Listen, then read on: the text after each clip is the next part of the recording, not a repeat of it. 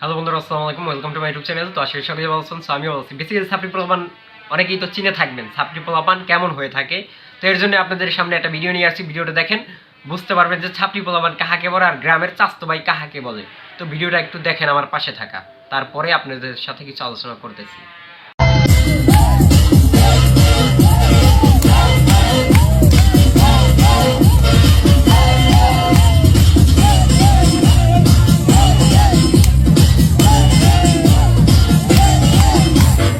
আমরা কেরানীগঞ্জের পোলা সাধারণ ভাবে থাকি।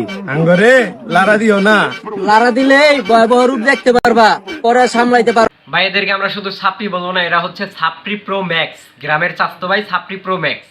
এখন অনেকেই বলবেন যে গ্রামের চাস্তো ভাই কেন হলো। গ্রামের চাস্তো ভাই আমরা গণনা করে থাকি তাদেরকে যারা শহরে থাক কিংবা গ্রামে থাক কিংবা গঞ্জে থাক, যেখানেই থাক, তারা যে কোনো স্থানে থাকার পরেও মানে সমাজের মধ্যে এমন সব কাজকর্ম করে যা কিনা একটা ভদ্র সমাজে কখনোই মানায় না, মানানসই না, মানে মানানোর মতো যোগ্য না সেই কাজকর্মগুলা। এর জন্যই তাদেরকে আমরা ছাপড়ি বলে থাকি। এখন আপনারা কে কী ভাবেন, কে কী বলেন, সেটা আমাদের দেখার বিষয় না, কারণ আমরা শুধুমাত্র যারা মানে অসামাজিক কাজকর্ম করে তাদেরকেই ছাপড়ি আর গ্রামের চাস্তো ভাই বলে গণনা করে থাকি।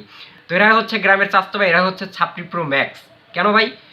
ওরা দেখেন হাতে কি অস্ত্র শস্ত্র নিয়ে মানে নাচ গান করতেছে, মানে প্রতিটা ঈদ, কোরবানি ঈদ, রমজান ঈদ আসলেই ওরা এই সব নিয়ে মনে করেন উড়াউড়ি পারাপারি শুরু করে দেয়।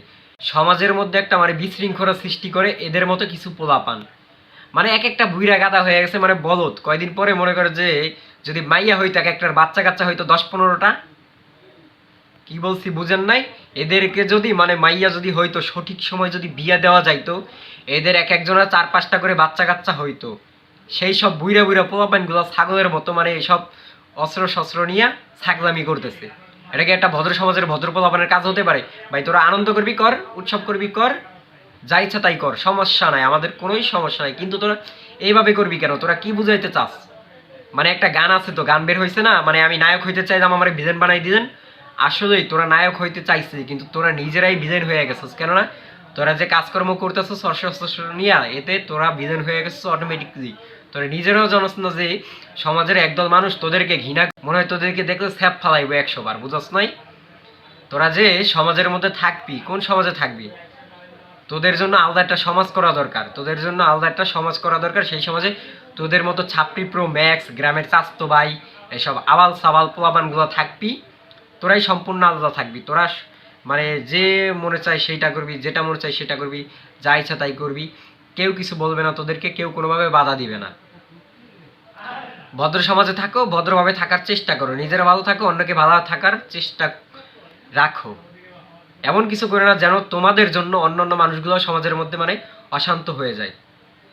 তাই এখানে আর বেশি কিছু বলার নাই। কি আর বলবো, এদের বাপ মা আছে, সমাজের আরও জ্ঞানী গুণী ব্যক্তি আছে, তারাই এদেরকে কিছু বলে না।